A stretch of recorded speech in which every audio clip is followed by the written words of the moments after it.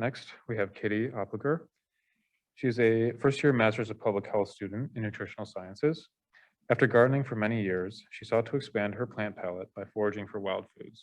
Connection to the land, food sovereignty, and cultural food systems are important themes in her research and activities. Please welcome Kitty.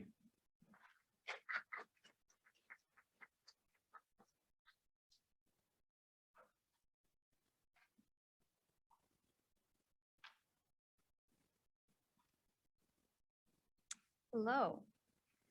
Okay, now I have to, okay. I figured out how to advance the slides. Be proud of me. All right. So I am honored to speak with you here on the traditional and ancestral lands of the Three Fires peoples.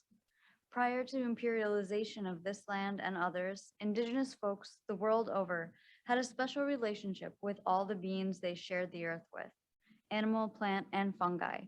Traditional ecological knowledge of edible and medicinal species was, and still is, passed through the generations. When colonists invaded, they had to destroy and suppress this wisdom in order to dominate. While they managed to oppress and isolate Native communities, they did not succeed in breaking the ties to the earth. So the elders still strive to keep the knowledge alive. However, the agro-industrial complex continues to perpetuate a narrative that wild food is dangerous, inferior, and inedible. It's no wonder people remain willing to fork over a wad of cash for a plastic-wrapped, pesticide-sprayed bag of spinach or brightly colored packages of snacks that are barely recognizable as food. From the telling of the corporations, wild mushrooms will surely kill you, and weeds must be eradicated, with harsh herbicides certainly not eaten. But the hormones in our milk, antibiotic-resistant E. coli in chicken flesh, glyphosate on blemish-free apples, surely nothing to worry about. It's a story that's used to sedate us, to keep us mindlessly returning to the bright lights of the supermarket like moths to a flame. Allow me to dismantle this myth and sweep aside the lie. There's an abundance of delicious, nutritious food in our backyards, parks, and forests. While I recognize that this might not entirely make up your diet, I think it's important to acknowledge.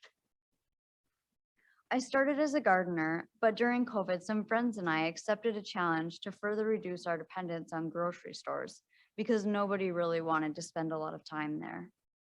We turned to foraging.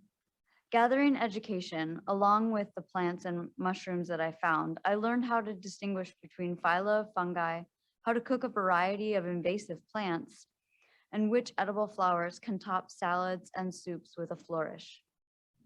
I learned how to practice sustainable harvesting to ensure that protected plants were let alone, and the plants that I did take would return the following week or season.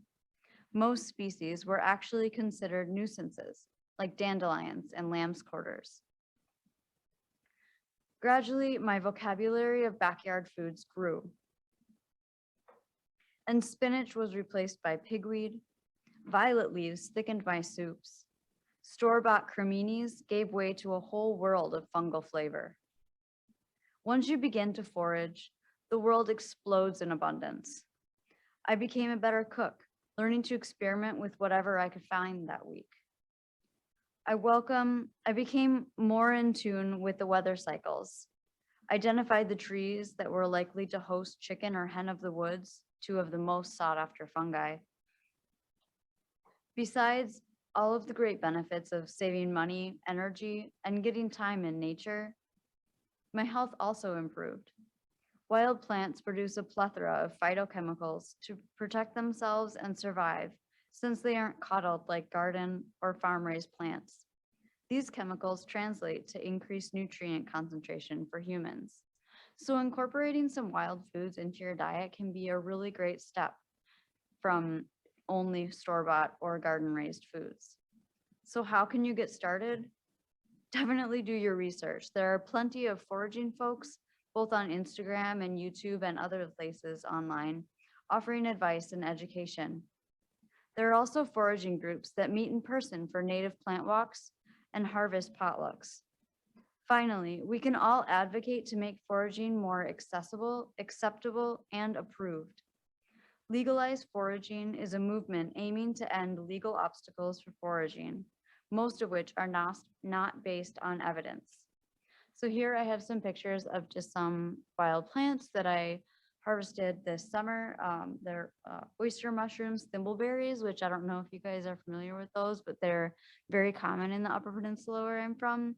And then that's milkweed. And both the flowers and the pods are edible, and you won't do any harm to the plant if you keep your harvesting limited to just a few per plant. And so those foods go into delicious meals. This is something I made that is almost entirely except for the pistachios. Pistachios are not foraged. Everything else is foraged. Wild rice that I got from a friend, lily flowers, which are also edible, oyster mushrooms that I found, and some just greens, which happen to be what most people call weeds. So as we enter warmer, greener months, get outside and get to know your landscape and the food in your backyard.